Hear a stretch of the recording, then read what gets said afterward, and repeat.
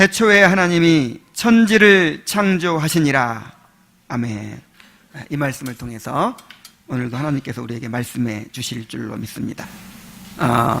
제가 목회하는 중에 이 성경 전체를 창세기부터 요한계시록까지 다 강해할 수 있으면 좋겠다, 그런 생각을 합니다. 그런데 그렇게 할 수 있을지는 모르겠어요. 그런데 이제 여러 책들을 강해해야 되겠지만은 그 중에서도 성경의 첫 책이요, 또 신구약 성경의 원천이 되는 창세기를 우선적으로 강해해야 되겠다 하는 생각을 했습니다. 일단 1장부터 11장까지가 목표예요. 그렇게 하고 나서 또 다른 책으로 갔다가 계속할 것인지, 아니면 50장까지 끝까지 할 것인지 이렇게 하려고 합니다. 성경의 어떤 책을 우리가 바로 이해하기 위해서는 그 책을 누가 썼는지, 그리고 어떤 상황에서 누구에게 썼는지, 또 어떤 목적으로 썼는지, 이런 배경을 잘 알아야만 됩니다. 이러한 목적을 알지 못하면, 이러한 배경을 알지 못하면 성경을 이제 우리 마음대로 주관적으로 그렇게 해석하는 오류를 범하게 되죠. 그래서 우리가 창세기를 이제 시작하면서도 이 창세기의 말씀을 누가 기록했는지, 또 그 창세기를 받았던 최초의 독자가 누구인지, 그리고 어떤 상황에서 어떤 목적으로 이 말씀을 기록했는지, 이 창세기를 통해서 주시는 그런 하나님의 메시지가 무엇인지, 이런 것들을 우리가 먼저 알아야 될 필요가 있습니다. 그래서 오늘은 이제 창세기의 서론으로서 이 창세기의 배경을, 창세기가 어떤 책인지, 또 창세기의 메시지가 무엇인지를 살펴보도록 그렇게 하겠습니다. 자, 먼저 이 창세기가 어떠한 책인가 하는 것을 간략하게 살펴보도록 하죠. 이 창세기가 어떤 책인가 하는 것은 이 창세기라는 이 책의 명칭에서부터 우리가 이제 알 수 있어요. 창세기의 원래 명칭은, 창세기가 히브리어로 기록되어 있으니까 히브리어 명칭이겠죠. 태초에 하나님이 천지를 창조하시니라로 이렇게 시작되는데, 그 태초에라는 단어, 베레시트라는 단어가 바로 이 창세기의 히브리어 명칭이었습니다. 그런데 이제 이 히브리어로 기록되었던 이 구약 성경을 헬라어로 번역을 했어요. 예수님께서 오시기 한 이제 100년, 200년 전에 그 헬라 문화가 전 세계를 지배하게 됐습니다. 그리고 헬라어가 공용어가 됐어요. 그래서 이제 전 세계에 흩어져 살던 유대인들이 이제 히브리어를 이제 잃어버리고 새로운 세대들이 이제 헬라어를 사용하기 때문에 헬라어 성경을 가질 필요가 있게 됐어요. 그래서 이 에집트의 알렉산드리아라는 도시에서 70명의 유대인 학자들이 히브리어 성경을 이제 헬라어로 번역을 했습니다. 그 헬라어 번역 성경이 바로 70인역 성경이라 이렇게 부르는데, 그 70인역 성경을 신약 성경의 저자들도 이제 참고를 했어요. 왜냐하면 그때 당시에 예수님과 사도들이 이제 있던 당시에 사용된 그 성경이 구약 원전인 히브리어 성경뿐만 아니라 헬라어로 번역된 히브리어 70인역 성경이었거든요. 그래서 70인역 성경을 인용해서 이 신약 성경을 쓰는데 활용을 했어요. 그런데 이 70인역 성경에서는 이 창세기를 뭐라고 불렀냐면은 게네시스라 이렇게 이름을 붙였습니다. 게네시스라고 하는 말은 기원, 원천 이런 뜻이에요. 그래서 여기에서 이 게네시스라고 하는 헬라어 단어에서 창세기의 영어 명칭 제네시스가 나왔어요. 제네시스. 그리고 창세기라는 한글 명칭도 나왔습니다. 그래서 이 창세기라든지 영어 명칭 제네시스가 이제 이 게네시스라고 하는 이 기원이라는 단어에서 왔는데, 이 책의 내용을 잘 표현해 주는 이름이에요. 이 창세기는 한마디로 이 게네시스, 이 기원을 알려주는 책입니다. 기원에 관한 책이에요. 우주의 기원, 인류의 기원, 또 결혼과 가정의 기원, 죄의 기원, 심판의 기원, 죽음의 기원, 또 구원의 기원, 언약의 기원, 문명의 기원, 민족들의 기원, 그리고 특별히 이스라엘 백성의 기원을 우리에게 보여줍니다. 창세기는 모든 성경의 원천이 되고 기독교 신앙의 원천이 되는 책이에요. 그래서 우리가 이 뿌리를 알려면, 우리 기독교 신앙의 뿌리를 알려면 어디부터 가야 돼요? 이 창세기부터 이제 살펴봐야 되는 것이죠. 자, 그럼 이 창세기를 누가 기록했을까요? 그리고 이 창세기를 맨 처음 받아서 이제 보게 된 그 최초의 독자는 누구일까요? 창세기의 저자는 모세입니다.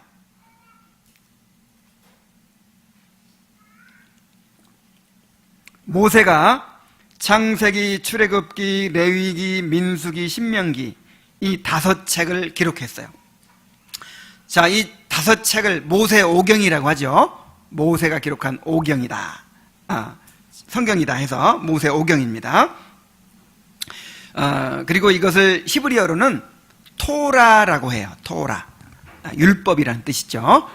그래서 성경에서 율법 하면 이제 십계명을 가리킬 때도 있지만 대부분 창세기, 출애굽기, 레위기, 민수기, 신명기 이 5책을 의미하는 거예요. 5책, 토라를 의미하는 거예요. 그리고 때로는 율법이라는 말이 구약 성경 전체를 가리킬 때도 있긴 하죠. 그래서 창세기, 출애굽기, 레위기, 민수기, 신명기가 원래는 한 책이었다는 생각을 우리가 해야 돼요. 모세가 기록한 하나의 책입니다. 그래서 이 책들을 읽을 때, 창세기를 읽을 때 모세 오경 전체의 관점으로, 전체의 문맥으로 그렇게 읽어야 되는 것입니다. 어떤 사람들은 이 창세기가, 모세 오경이 대대로 전해 내려오는 그런 구전 문서들, 그런 문서들을 모아서 모세가 편집했다, 그렇게 주장하는 사람들도 있어요. 주로 자유주의자들이 그렇게 주장하죠. 그러나 모세가 하나님의 계시를 받아서 이 오경을 썼다고 하는 것은 오경 자체의 증거뿐만 아니라 여러 가지 외적 증거들을 통해서 볼 때 너무나도 명백합니다. 물론 모세의 죽음이 기록되어 있어요. 신명기에 모세가 죽었다는 기록이 있죠.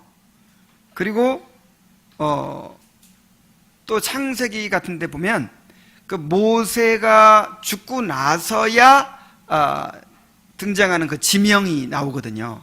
그래서 그런 것들을 이제 보면서 의심하는 거예요. 이 모세가 기록한 책이 아니다.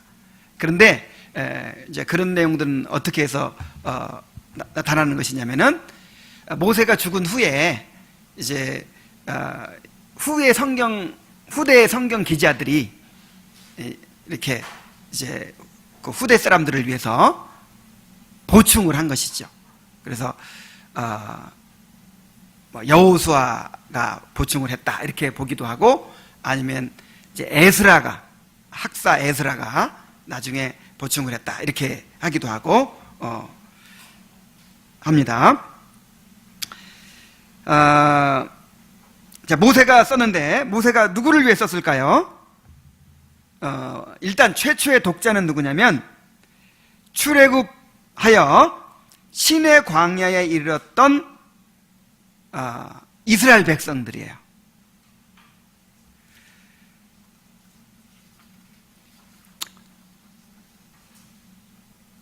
그리고 1차 독자는 광야의 이스라엘 백성들이지만 그 후에 모든 세대, 그리고 오늘 우리를 위해서 이 창세기가 기록된 것입니다.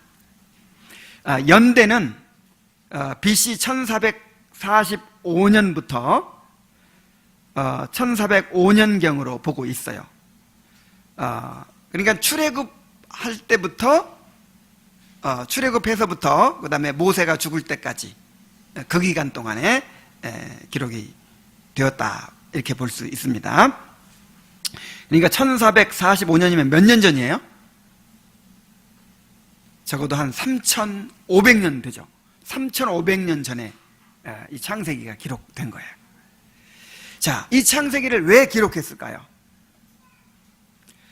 이 창세기의 말씀은 이스라엘을 인도하시는 하나님이 어떤 분이신가를 알고, 또 이스라엘 백성으로 하여금 하나님의 백성으로서의 정체성을 확립하도록 그렇게 주어졌습니다.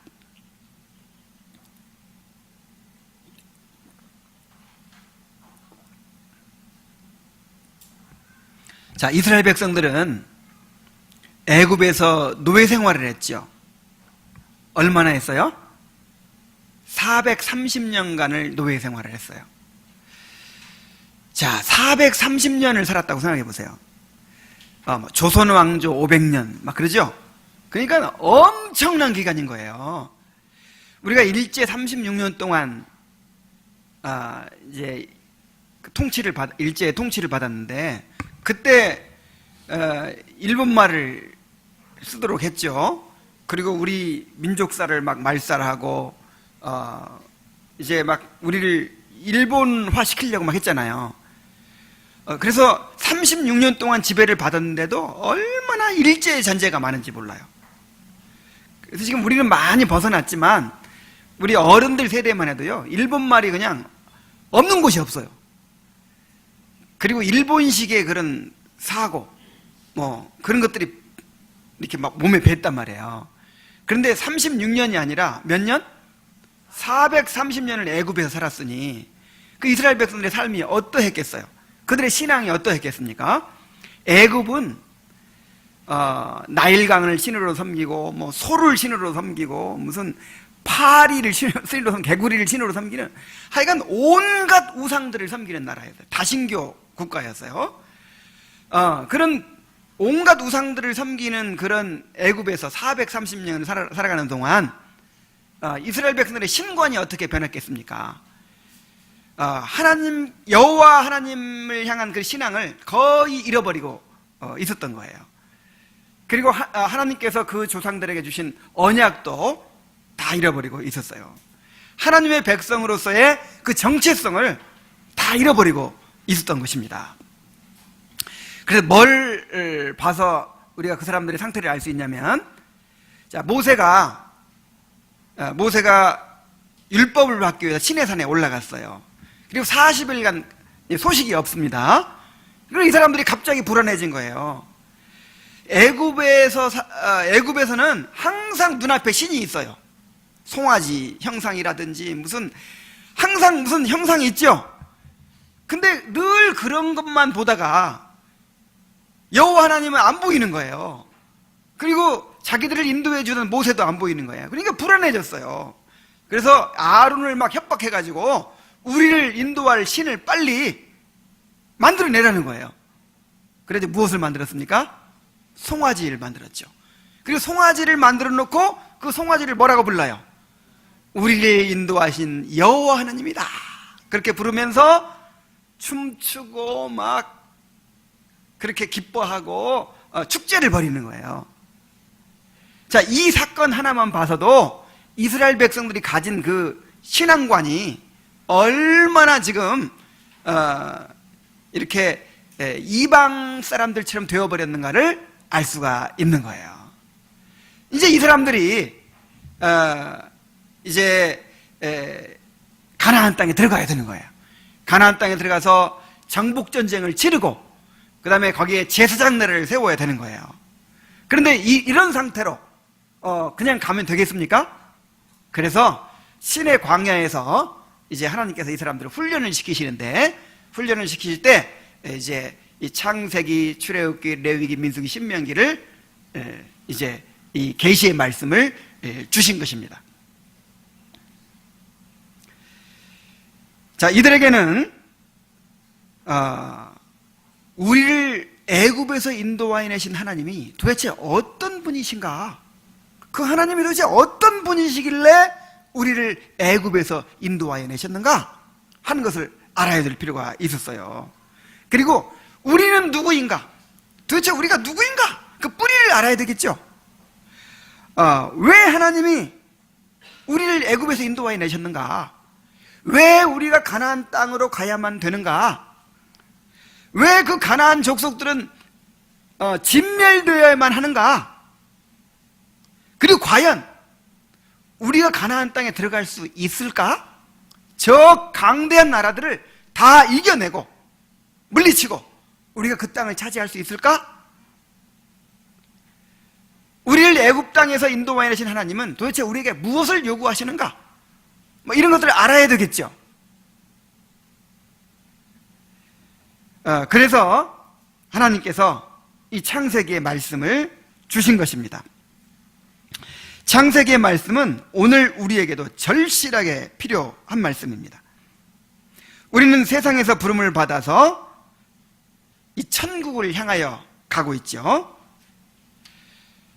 그런데 우리도 이스라엘 백성과 똑같아요. 우리가 어디서 살고 있습니까? 이 악한 세상에 살고 있죠. 이 세상은요, 온갖 하나님을 대적하는 그런 악한 문화가 지배하고 있는 거예요. 우리는 그런 세상의 문화 속에서 숨쉬고 날마다 일하고 그렇게 그런 사람들과 어울리면서 그렇게 살아가고 있어요. 우리가 듣고 보는 것이 전부 다 그런 이 마귀가 지배하는 악한 세상의 문화들입니다. 우리가 듣고 보고 접하는 모든 것들이 다 악한 영향력들밖에 없어요. 늘 우리가 주입받고 삽니다. 그냥 전철 타면 그 광고판부터가 벌써 우리에게 그런 세상의 가치관을 심어주고 있어요. 그런 물질 만능의 가치관, 외모지상주의, 그리고 눈에 보이는 것이 전부다라고 하는 그런 사상들을 계속해서 우리에게 심어주는 거예요. 이 세상에 쾌락을 추구하도록 만들고 그냥 눈에 보이는 물질을 쌓아가지고 안정을 확보하도록 그렇게 우리를 부추깁니다. 우리가 듣고 보는 모든 것들이 다 그래요.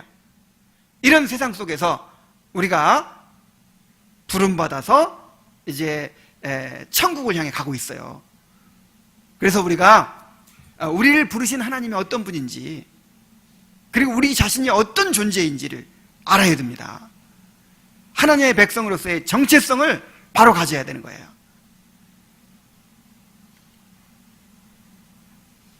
이 창세기 말씀을 통해서 우리도 그 음성을 들어야 될 줄로 믿습니다. 자, 그런데 이 창세기를 보는 관점이 이제 중요합니다. 많은 사람들이 창세기의 이제 내용들을 보면서, 자, 이것이 과연 실제로 일어난 역사적 사실일까? 실제로 일어난 역사적 사실을 기록한 것일까에 대해서 의문을 가져요. 이것은 전설이라든지 신화라든지 이런 것들을 이렇게 전해 내려오는 그런 것들을 모세가 우리의 교훈을 위해서 그렇게 기록했을 것이다, 이렇게 생각하는 사람들이 있는 거예요. 실제로 하나님께서 6일 동안 그렇게 온 세상을 그렇게 말씀한 대로 곧이곧대로 그렇게 창조하신 것은 아닐 것이다. 실제로 그렇게 창세기에 나오는 모든 그런 역사들, 그런 일들이 그렇게 일어난 것은 아닐 것이다. 그냥 전에 내려온 전설을 따라서, 신화를 따라서 그렇게 기록했을 것이다. 중요한 것은 그것이 사실이었느냐 아니었느냐가 아니라 그 이야기들을 통해서 우리에게 주시는 교훈이다, 이렇게 주장하는 거예요. 이것이 이제 자유주의자들이 주장하는 것입니다. 그러나 우리가 분명하게 확신을 가져야 돼요.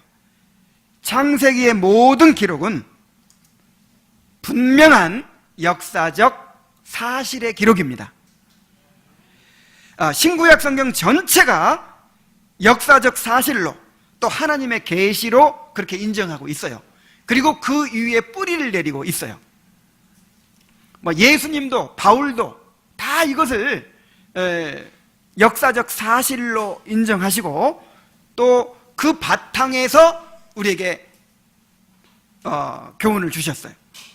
그래서 만약에 이 창세기의 모든 기록들의 그 역사성을 부정해버리면요, 기독교 신앙이 무너지는 거예요. 예수님도 거짓말쟁이가 되고 바울도 거짓말쟁이가 됩니다.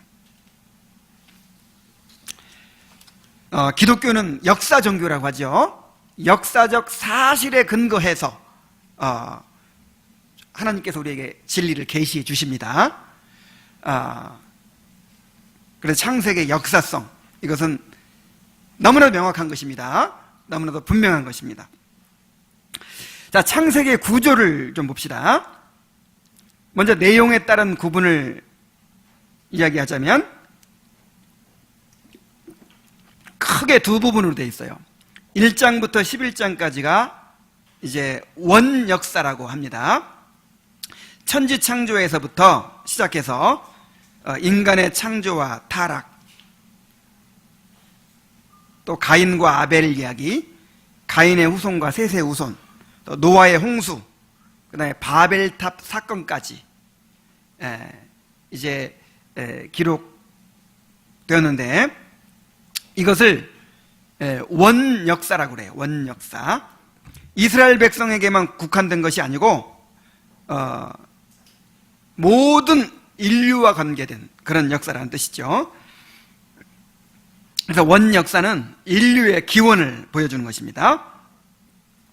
자, 그 다음에 12장부터 50장까지 이제 이스라엘의 그 조상들의 역사가 나옵니다.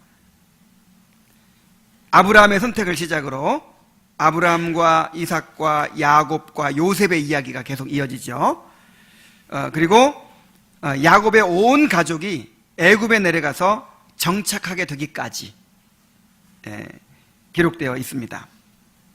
그래서 12장부터 50장까지의 내용은 이스라엘 민족의 기원을 보여줍니다. 그러니까 다시 요약하면 1장부터 11장까지는 인류의 기원, 전 인류의 기원을 보여주고요. 그 다음에 12장부터 50장까지는 이제 이스라엘 백성의 기원을 보여주는 거예요. 하나님의 백성의 기원을 보여주는 거예요. 그리고 이 주제에 따라서 또 분류를 할 수가 있는데요. 모세가 기록할 때 나름대로 이 주제를 따라서 기록을 했어요. 창세기를 읽다 보면은 이것이 천지가 창조될 때에 하늘과 땅의 내력이니, 그리고 나서 이제 쭉 기록하고, 그 다음에 이것은 아담의 계보를 적은 책이니라 그러면서 또 쭉 기록하고, 그 다음에 이것은 노아의 족본이라 그러면서 또 쭉 기록해 내려가고 하죠. 그래서 이 대략이라, 계보라, 사적이라, 후예라, 족보라, 이런 이제 그 주제를 얘기하면서 이렇게 쭉 이야기를 해나가는데, 대략, 계보, 사적, 족보, 후예를 뜻하는 단어가 이 톨레도트라는 단어예요. 톨레도트. 그래서 그 톨레도트가 나오고 나서 쭉 이렇게 내용이 전개가 되는데, 한 10가지 톨레도트로 구분이 됩니다.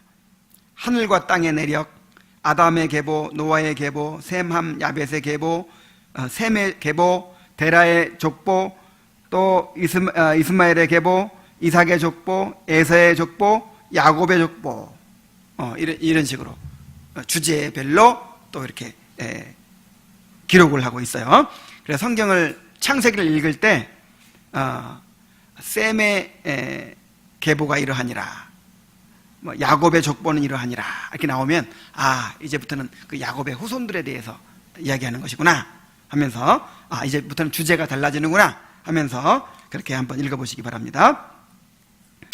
자, 이제 중요한 부분들을 한번 살펴볼 차례인데요. 바로 창세기가 우리에게 주는 중요한 메시지들입니다.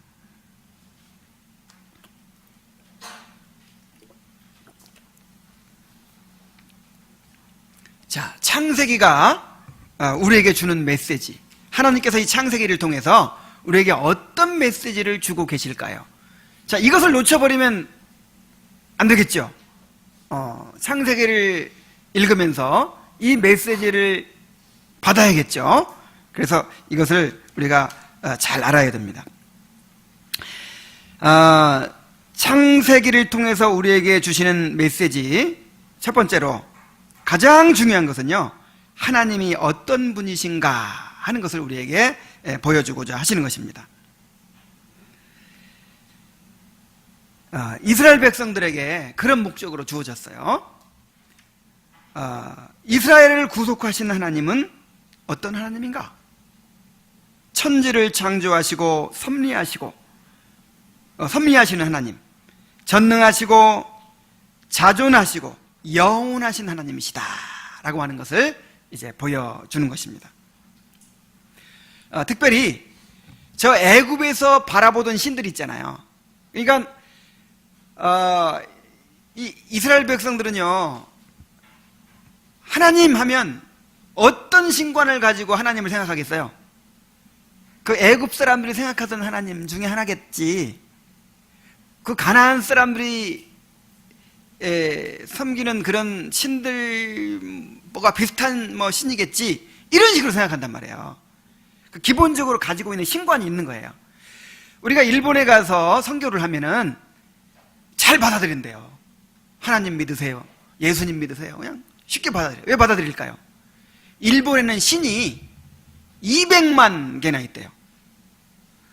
온갖 신들이 있어요. 그러니까 수많은 신들이 있으니까 하나님에 대해서 이야기해도, 예수님에 대해서 이야기해도 그런 신들 그런 신들 중에 하나겠지 이렇게 생각하는 거예요. 그러니까 예수 믿겠다고 하는 거예요. 근데 성경이 말하는 그 예수가 아니죠. 그래서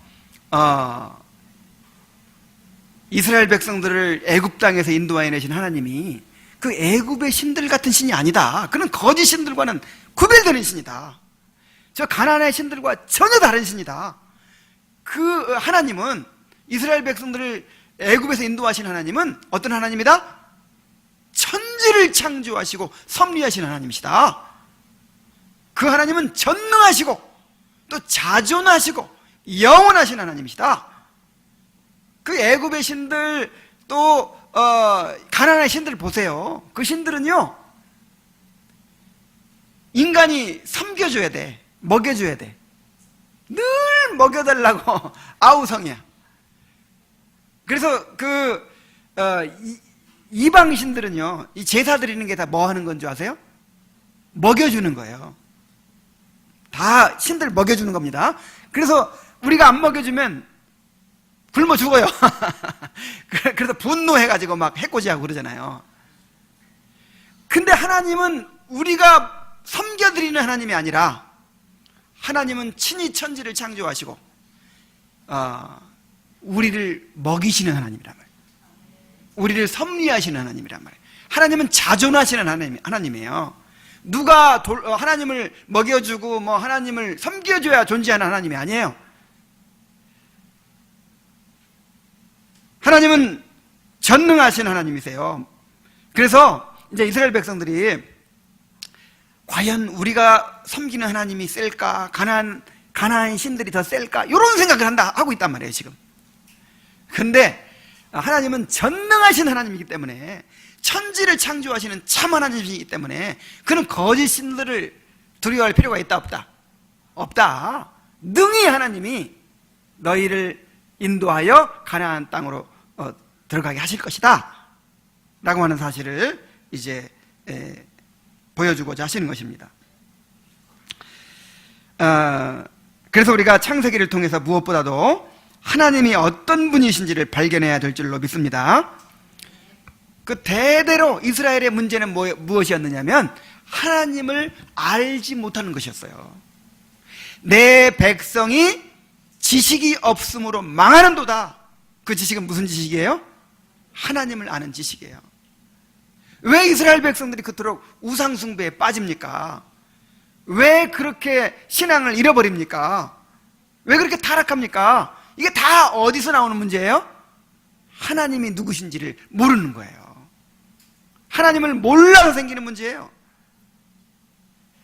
오늘 우리는 어떻습니까? 우리의 문제가 무엇일까요? 하나님을 알지 못하는 것이 문제입니다. 우리가 하나님을 제대로 안다면 이렇게 살지 않을 거예요. 하나님을 모르기 때문에 우리가 자꾸만 유혹에 빠지는 것이고, 우리가 자꾸만 연약해지는 것이고, 자꾸만 우상을 우리 마음에 두는 것이고, 하나님께 우리 자신을 맡기지 못하는 것입니다. 우리가 이렇게 무기력하게 사는 이유가 바로 우리가 섬기는 하나님이 누군지를 모르기 때문이에요. 하나님을 알아가야 될 줄로 믿습니다.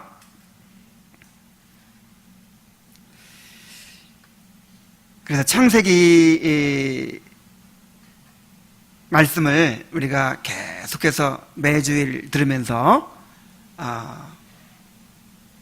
천지를 창조하신 하나님이 어떤 분인가, 아브라함을 선택하신 하나님이 어떤 분이신가, 언약을 주시고 우리의 구원을 이루어 가신 하나님이 어떤 분이신가 하는 것을 계속해서 초점을 맞추어서 그렇게 바라볼 수 있게 되기를 바랍니다.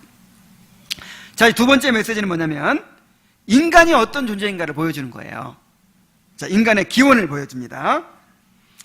하나님은 인간을 자기 형상대로 창조하셨습니다. 그래서 하나님의 뜻대로 만물을 다스리시도록 그렇게 맡겨주셨습니다. 인간은 하나님의 영광을 위하여 살도록 그렇게 존재하게 된 거예요. 그래서 우리는 창세기를 통해서 우리의 뿌리를 발견하고 인간의 존재의 의미와 목적을 바로 알아야 되는 것입니다. 세상이 우리에게 주입시키고 자꾸만 그렇게 입력시키는 대로 우리가 지금 자꾸만 그렇게 의식이 이렇게 형성이 되는 거예요. 내가 세상의 주인이다. 내 행복이 제일이다. 내가 이 땅의 자원들을 쌓아가지고 내가 내 왕국을 세우고 내 행복을 내가 찾아야 된다. 자꾸만 우리를 이렇게 이제 주입시키는 거예요. 그래서 우리가 이 창세기의 메시지를 통해서 내가 왜 이 땅에 존재하는가, 내가 무엇을 위해 살아야 되는가, 정말 내가 세상 사람들과 어떻게 다른가 하는 것들을 명확하게 깨달을 수 있게 되기를 바랍니다.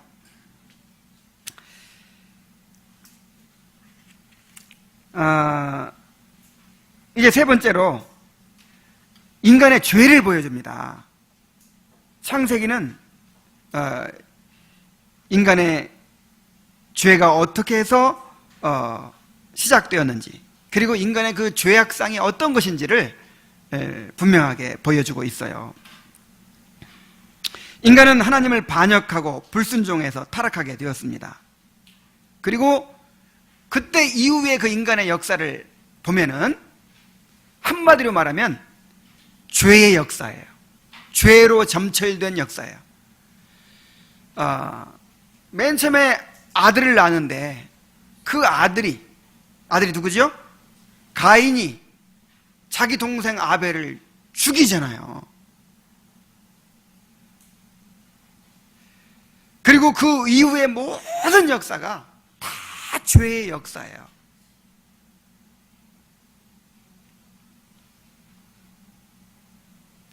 그래서 우리는 창세기를 통해서 인간의 죄가 얼마나 참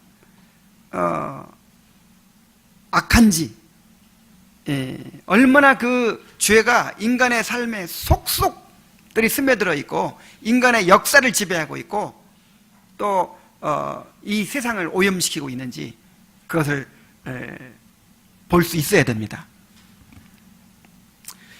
자, 오늘날 이 세계를 보세요. 지금 요즘에 그 테러 문제로, 그 IS의 테러 문제로 온 세계가 막 충격에 빠져 있죠. 두려워하고 있죠. 그래서 지금 전 세계 이 주요 열강들이 다 IS 퇴치에 나섰어요. 미국, 영국, 프랑스, 그 다음에 러시아, 독일까지. 독일이 아니라 중국까지. 자, 이런 최강대국들이 최신 무기를 막 다 쏟아부어가지고 그 IS를 이제 퇴치하려고 하고 있어요. 그래서 막 엄청난 폭격을 하고 막 그러고 있죠. 자, 이렇게 해가지고 테러가 퇴치될까요?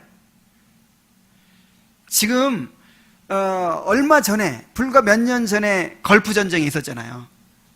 미국이 이 테러를 뿌리 뽑겠다 해가지고 이라크를 침공하고 그다음에 아프가니스탄을 치고 알카에다를 다 없애겠다 막 그랬잖아요. 그 결과가 이거예요. 그 결과가 전문가들이 예상을 하는데 절대로 이렇게 해서 뿌리 뽑히지 않는다는 거예요. 절대로. 이제 더 독한, 지금 알카에다보다 더 독한 사람들, 이 IS가 등장했죠. 더 독하고 더 악한 그런 테러 분자들이 더 나올 것이다, 이렇게 예상을 합니다. 왜냐하면 피를 부르게 돼 있거든요. 그 사람은 또 얼마나 또 나름대로 또 이제 억울하겠어요.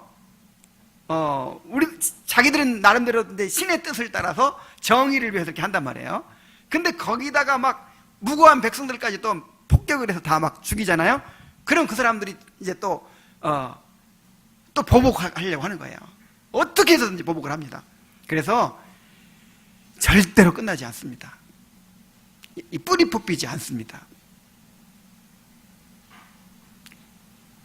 자, 이것이 인간의 죄에서부터 비롯된 일이기 때문에 그래요. 자, 우리나라의 상황을 보십시오. 보수와 진보, 또 부자와 가난한 사람들, 사용자와 노동자, 기성세대와 젊은 세대, 영남과 호남. 정말 이 갈등이 대화로 해결될 수 있겠어요? 무슨 교육을 통해서 해결될 수 있겠습니까? 진짜 배운 사람들, 공부 많이 하는 학자들이 더 갈등이 심하죠. 도저히 이렇게 조화가 안 되죠. 화합이 안 되죠. 우리는 이러한 상황들을 보면서 정말 인간의 죄의 그 무서움을 우리가 깨달아야 됩니다. 이 땅에 진정한 사랑과 정의와 평화가 이루어질 수 있을까요? 이 죄의 문제를 해결하지 않고는 절대로 불가능한 것입니다. 그래서 인간에게 구원이 필요한 거예요. 이 죄의 문제를 해결하는 것이 필요한 거예요. 하나님의 구원의 역사가 필요한 거예요. 그래서 창세기는요, 이 죄를 보여주고 인간의 그 부패한 이 죄악상을 보여주고 구원의 필요성을 우리에게 보여주는 것입니다. 그 다음에 창세기는 또한 하나님의 심판을 보여줍니다. 하나님은 죄에 대하여 진노하시고 심판하시는 하나님이십니다. 창세기에서 여러분 심판을 또 우리가 봐야 돼요. 아담과 하와가 범죄했을 때 어떻게 하셨습니까? 그 심판이 얼마나 무섭습니까? 저주를 선언하죠. 가차없는 그런 심판이 있었어요. 아담과 하와에 대한 심판이 있었고, 그 다음에 노아에 대한 것이 아니라 그 노아 시대에 악이 관영하게 됐을 때 하나님께서 홍수로 심판하시죠. 노아의 가족을 제외하고는요 모든 사람들을 다 쓸어버리셨어요. 홍수로 쓸어버리셨어요. 그 다음에 소돔과 고모라의 심판을 한번 보세요. 하나님께서 하늘에서 유황과 불을 내리셔가지고 그 소돔 사람들의 죄악, 고모라 사람들의 그 죄악에 심판하셨어요. 그리고 지금 이스라엘 백성들에게 가나안 땅 백성들을 심판하는 일에 이제 헌신하도록 요구하고 있는 것입니다. 이 가나안 민족들 7 족속들이 너무너무 타락했기 때문에 하나님께서 그들을 심판하시겠다는 거예요. 그들을 심판하시면서 이제 그 땅을 이제 이스라엘 백성에게 주시겠다는 거예요. 하나님은 죄에 대하여 반드시 심판하십니다. 이 모든 심판들은요 하나님의 영원한 심판을 보여줍니다. 그래서 우리가 하나님의 심판을 두려워할 줄 알아야 돼요. 뿐만 아니라 이 창세기는 언약과 성취를 보여줍니다. 자비하신 하나님은 타락한 이후에 은혜의 언약을 세워주셨습니다. 그리고 이 언약은 노아의 언약으로, 그 다음에 아브라함의 언약으로, 또 시내산 언약으로 계속해서 이어집니다. 그래서 모세오경 전체를 관통하는 주제는 하나님이 모세를 통해서 이스라엘 백성과 언약을 맺으신다라고 하는 거예요. 이 창세기가 어떤 책입니까? 하나님께서 언약을 주시고 그 언약을 어떻게 성취해 가시는가 하는 내용을 기록한 책이에요. 이제 그 12장에 보면 아브라함을 선택하시죠? 아브라함을 선택하시고 언약을 주시죠? 그 다음 모든 내용들이 다 뭐예요? 그 언약을 하나님이 어떻게 이루어 가시는가 하는 것이 바로 창세기의 내용이에요. 그래서 창세기를 보면서 야, 아브라함이 얼마나 훌륭하게 살았는가, 그래서 하나님의 축복을 얻어냈는가, 모세가 얼마나 위대한 믿음을 나타내고 그 결과로 얼마나 하나님의 축복을 받았는가, 이런 책이 아니란 말이에요. 어떤 인간이 얼마나 뭘 잘하고 잘 행하고 그래서 하나님의 보상을 어떻게 받아냈는가, 이게 아니에요. 이건 완전히 성경을 잘못 보는 거예요. 창세기의 주인공은 누굴까요? 하나님이시죠. 언약을, 이 부패한 죄인들, 소망 없는 죄인들 그대로 두면 그냥 다 멸망하게 될 거예요. 다 심판받게 될 거예요. 아브라함도요, 아브라함이 뭐 선하게 살고 그 다음에 하나님을 찾고 막 그러니까 아이고 쓸만한 사람 하나 있네, 내가 아브라함 택해야겠다 그랬나요? 아브라함은 갈대아 우르에서 우상 숭배하고 있었어요. 그냥 우상 섬기던 사람이에요. 그 아브라함을 하나님께서 택하신 거예요.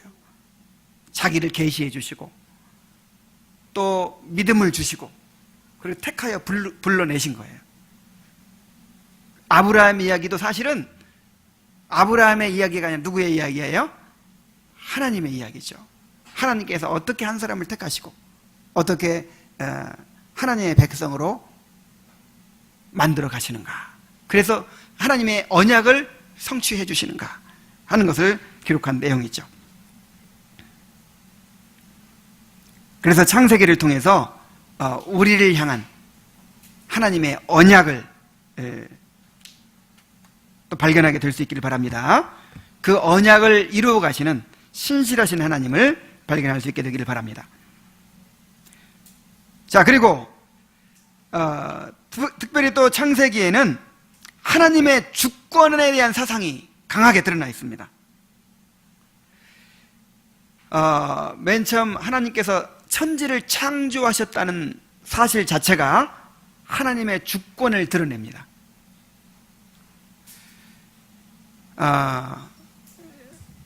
하나님께서 천지를 창조하시고 또 인간을 창조하셨습니다. 이거 자체가 하나님의 주권을 보여주지요? 하나님께서 창조하지 않았으면 우리는 존재하지도 않는 거예요. 하나님께서 하나님의 목적을 위해서 우리를 창조하셨습니다. 그리고 하나님께서 주권적인 섭리로 우리를 인도해 가고 계십니다. 구원도 하나님의 주권적으로 이루어지는 거예요. 언약도 하나님의 주권이에요. 언제 사람들이 먼저 하나님께 찾아가 가지고 하나님, 우리가 지금 다 지옥 가게 생겼는데 우리를 좀 구원해 주세요 하니까 그럼 내가 대책을 세워주마 그러면서 구원의 계획을 세우셨나요? 그러지 않았어요. 하나님, 우리에게 좀 약속해 주세요. 우리를 구원해 주시겠다 약속해 주세요. 먼저 그렇게 했나요? 그렇지 않았어요. 하나님께서 먼저 구원의 계획을 세우시고 그 다음에 먼저 언약을 세워주시는 것입니다. 구원도 언약도 다 하나님의 주권적인 은혜지요. 또한 하나님의 주권은 이스라엘의 족장들을 선택하신 데서도 드러납니다. 그 택했다는 말이 굉장히 많이 나와요. 자, 아브라함을 선택하셨죠. 그 다음에 아브라함이 이제 아들을 낳는 거예요. 이스마엘도 낳고 이삭도 낳고 그랬는데 누구를 선택하셨어요? 이삭을 선택하셨어요. 이스마엘 아니다. 다른 아들 될 수 없다. 내가 이삭을 통해서만, 네 몸에서 난 이삭을 통해서만 내가 내 언약을 이루겠다. 하나님의 주권적인 선택이죠. 그 다음에 이삭의 아들이 둘이 있었죠. 야곱과 에서가 있었어요. 그 중에서 누구를 선택하셨어요? 야곱을 선택하셨어요. 하나님의 주권이에요. 야곱과 에서가 아직 뱃속에 있을 때, 그들이 선이나 악을 아직 행하지도 않았을 때, 그때 하나님께서 주권적으로 야곱을 선택하신 거예요. 내가 야곱을 사랑하고 에서는 미워하였다 하셨죠.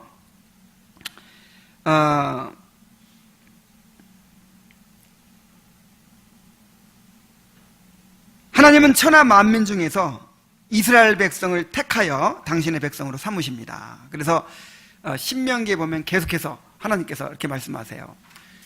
너희들이 수요가 많아서 택한 것이 아니다. 너희들이 더 다른 백성들보다 의로워서 택한 것이 아니다. 내가 주권적으로 선택했다. 내가 너희들을 사랑해서 주권적으로 너희를 선택했다. 이렇게 말씀하십니다. 하나님께서 우리를 왜 선택하셨을까요? 여러분들이 막 하나님을 막 찾았나요? 여러분들이 좀 하나님 보시기에 이쁜 짓을 좀 했나요? 그리고 좀 세상에서 좀 괜찮은 사람들인가요? 그런 것 때문에 선택하신 것이 아니고 하나님께서 주권적으로 하나님의 기뻐하심을 따라서 하나님의 뜻을 따라서 그렇게 여러분들을 선택하셨습니다. 그러니까 은혜죠. 그리고 하나님은 주권적인 통치를 행하고 계십니다. 그래서 하나님께서 우리를 주권적인 은혜를 베푸시고 또 우리를 통치하시고 우리를 인도해 가고 계세요. 그러니까 인간에 의해서 하나님의 계획이 막 이렇게 바뀌어지고 뭐 그런 거 아닙니다. 하나님께서 작정하신 뜻대로 그렇게 이루어 가십니다. 그래서 우리가 이제 하나님의 그 주권적인 통치에 굴복해야 되는 거예요. 창세기를 읽으면서 하나님께서 행하시는구나. 하나님께서 결국 이루시는구나. 내가 내 마음대로 살려고 발버둥쳐도 이 하나님의 그 계획과 그 의지를 벗어날 수가 없구나. 그럼 빨리 어떻게 해야 돼요? 하나님께 굴복해야죠. 하나님의 주권을 인정하는, 그리고 굴복하는 그런 성도들 되시기 바랍니다. 자, 그리고 마지막으로 창세기는 하나님의 나라를 보여줍니다. 자, 하나님의 나라가 뭐예요? 하나님이 다스리시는 그 영역을 하나님의 나라라고 하죠. 하나님의 창조의 목적은 바로 하나님 나라의 건설이었어요. 하나님께서 천지 만물을 아름답게 창조하시고 아담과 하와를 창조하신 다음에 생육하고 번성하여 땅에 충만하라, 땅을 장복하라, 다스리라 그랬죠. 이건 뭐냐면 하나님의 뜻이 실현되는, 하나님의 영광을 드러내는 그런 하나님의 나라를 건설하라는 것이었어요. 자, 그런데 어떻게 됐습니까? 인간의 타락으로 말미암아 이 세상이 이토록 오염되고 파괴된 세상이 되고 말았습니다. 그러나 하나님은 인간의 타락과 죄악에도 불구하고 하나님의 나라를 세우시고 완성해 가십니다. 그래서 창세기는 하나님의 나라를 이제 어떻게 회복하시고 그것을 이루어 가시는가 하는 내용이에요. 자, 이 하나님의 나라를 이루시기 위해서 아브라함을 선택하시죠. 아브라함을 선택하시고 그 다음에 아브라함을 통해서, 아브라함의 후손을 통해서 제사장 나라를 세우십니다. 그 다음에 그 제사장 나라에 이제 메시아를 보내시고, 그래서 그 메시아를 통해서 이제 영원한 하나님의 나라를 이제 세우시고 완성하시는 거예요. 자, 그런 계획을 가지고 하나님께서 하나하나 그렇게 이제 이루어 가시는 거예요. 아브라함을 선택하시면서도 너로 말미암아 천하 만민이 복을 받으리라. 너의 후손으로 말미암아 천하 만민이 구원을 받을 것이다. 그랬죠? 그게 뭐예요?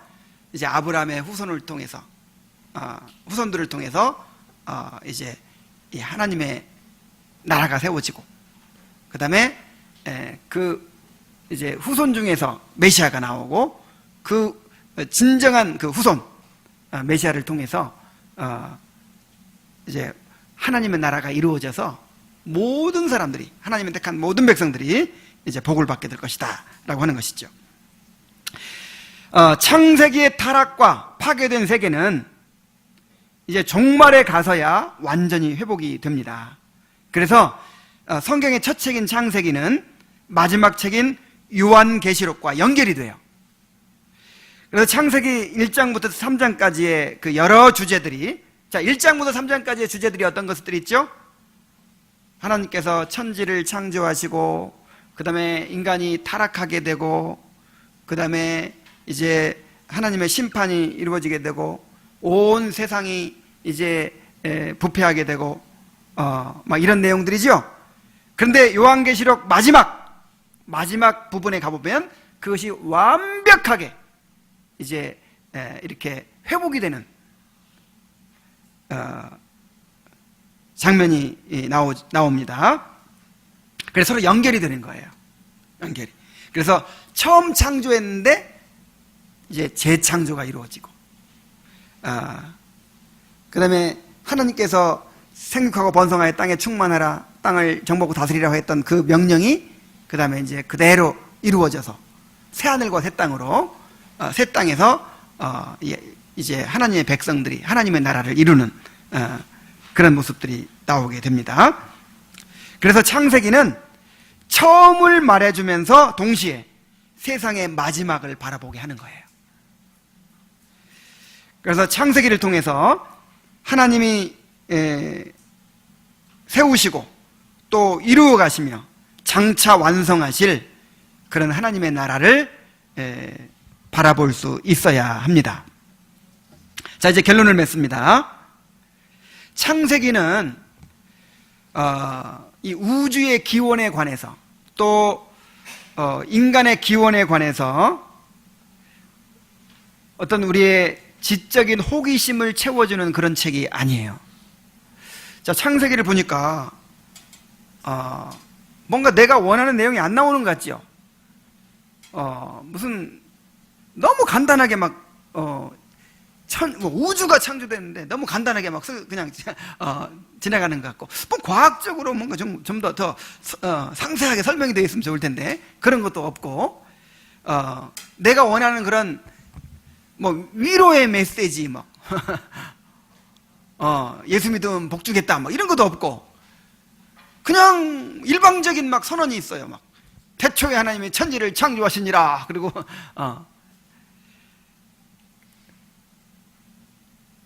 자, 왜 그럴까요?